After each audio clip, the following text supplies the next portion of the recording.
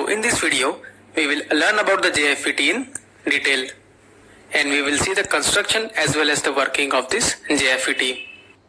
Now in the previous video, we have seen that in case of a field effect transistor, the path through which the charge carrier flows is known as the channel. And if this channel is made up of N-type material, then the field effect transistor is known as the N-channel FET. And likewise, if the channel is made up of P-type semiconductor material, then the field effect transistor is known as the P-channel FET. So in case of a N-channel JFET, the channel is made up of N-type material, and the two small P-types of regions are fabricated near this channel. And if you see the structure, this N-type material is the major part of the entire structure. So through the ohmic contact, the top of the N channel is connected to the drain terminal, and the bottom of the N channel is connected to the source terminal. And the two P-type regions are connected together to the gate terminal. So in this N-channel JFET, due to these P-type regions, two PN junctions are formed. And due to that, the depletion region is also formed near this junction. Now whenever we apply the voltage between the drain and the source terminal, then the current starts flowing through the device between this drain and the source terminal. And by applying the voltage between this gate and the source terminal, this current can be controlled. So the working of this JFET can be explained using the tap water analogy. So as we know, in case of a tap water, the water flows from the source towards the drain, and the flow of water can be controlled using this knob. So similarly, in case of this JFET, the voltage between this gate and the source terminal controls the current which is flowing between the drain and the source terminal. So now let's exactly see how this JFET works by taking the example of this N-channel JFET. And let's also see what should be the exact polarity of the voltages between this drain and the source, as well as between the gate and the source terminal. So first of all, let us assume that this gate and the source terminals are connected together. So as you can see over here, the source terminal is connected to the ground, and the gate and the source terminals are connected together. Now here, in case of this N-channel JFET, the voltage between this drain and the source terminal should be positive. So here, let's say this voltage VDD is applied between this drain and the source terminal. So this voltage VDS should be positive. That means the drain terminal should be more positive than this source terminal. So now once we apply this voltage, then the electrons starts flowing from the source terminal to the drain terminal. And if we see the conventional current, then the current starts flowing from the drain terminal towards the source terminal. So here, let's say ID is the current which is flowing into the drain terminal, and the IS is the current which is flowing out of the source terminal. And as you can see, this current ID is equal to IS. So instead of defining these two currents as a separate current, we will only define this drain current ID. So now considering this VGS is equal to 0 and this VDS is positive, let's see how this N-channel JFET works. So whenever this VDS is positive, then these two PN junctions will become reverse biased. And due to this reverse bias connection, the width of the depletion region will increase.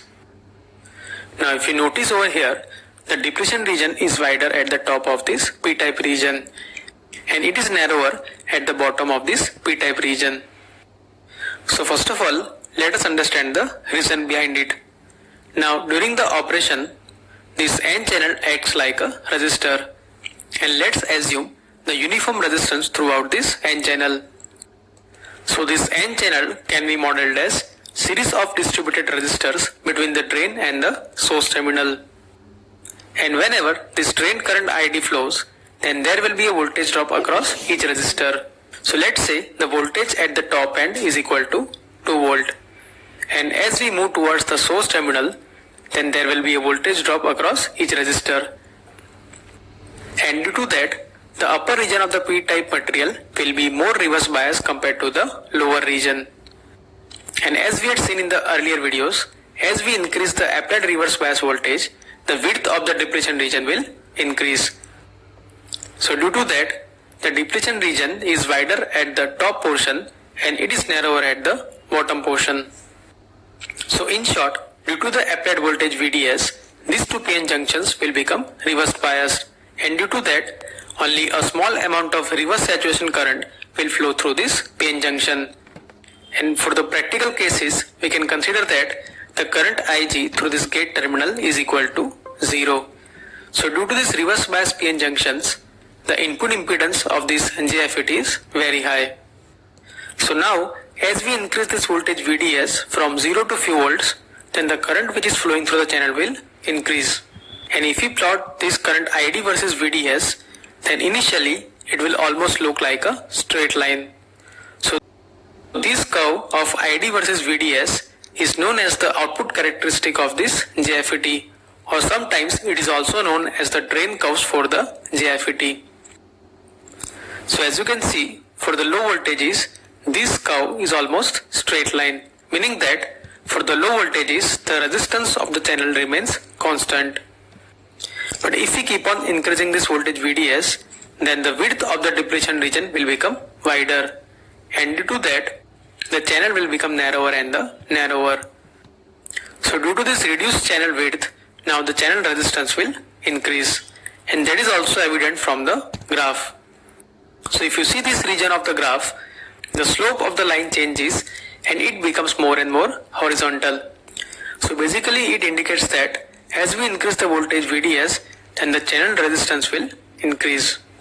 And now if we further increase the voltage VDS, then at one particular voltage, the two depletion regions will touch each other. So this condition is known as the pinch-off condition. And the voltage at which this occurs is known as the pinch-off voltage. So let's denote this pinch-off voltage as Vp. So whenever this VDS is greater than or equal to Vp, then this pinch-off condition will occur. So as the name pinch-off suggests, once this condition occurs, then the current ID should drop to the 0, because now there is no path for the charge carriers to flow from this side towards this side. But in reality, if you see, that is not the case. And in fact, once the pinch-off condition is reached, the current ID reaches the saturation level. So let us understand why it is so. So first of all, let us assume that once the pinch-off condition is reached, then this current ID is equal to 0. So if that is the case, then the absence of the drain current would remove the possibility of the different potential levels across this N channel. And due to that, the reverse bias across the PN junction would be removed. And that would result in the loss of depletion region, which caused the pinch-off at the first place. So basically, this current ID will not become 0. And in fact, at the pinch-off condition, this current ID is the maximum current. So this saturation current is denoted as IDSS. And IDSS is the maximum current of the JFET whenever the VGS is equal to 0 and VDS is more than pinch-off voltage. So whenever this VDS is more than this pinch-off voltage, then the current which is flowing through the device is almost constant. And in this region of operation, the JFET works as a constant current source. So basically, under this region of operation, we will get a constant current through this device. Now, so far in our discussion, we have assumed that the voltage VGS is equal to 0. But as discussed earlier, this gate to source voltage can control this drain current. So now let's see how the voltage level of VGS can control the drain current, or in a way, how it can affect the drain curves or the output characteristic of this JFET. So now what we will do, we will make this VGS more and more negative with respect to 0 volt. And we will find the drain currents for the different values of VGS. So first, let us assume that the VGS is equal to -1 volt. So due to this negative voltage now, the depletion region will get created across this PN junction. And as we keep on increasing this voltage VDS between the drain and the source terminal, then the width of the depletion region will increase. But now, the pinch-off condition or the saturation of the drain current will be reached at the lower voltage of VDS, because due to this negative voltage of VGS, the PN junction is already reverse biased. So in case of a VGS is equal to -1 volt, if we see the drain curve, then it will look like this. So as you can see, at VGS is equal to minus 1 volt, the saturation value of the drain current has been reduced. And in fact, it will continuously reduce once we reduce the value of VGS below this 0 volt.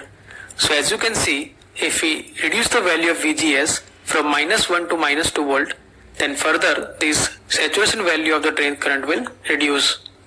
And whenever this VGS is equal to minus VP, then the saturation current will essentially become 0. So this region of operation is known as the cutoff region of operation, or we can say that whenever this VGS is equal to minus VP, at that time the device is turned off.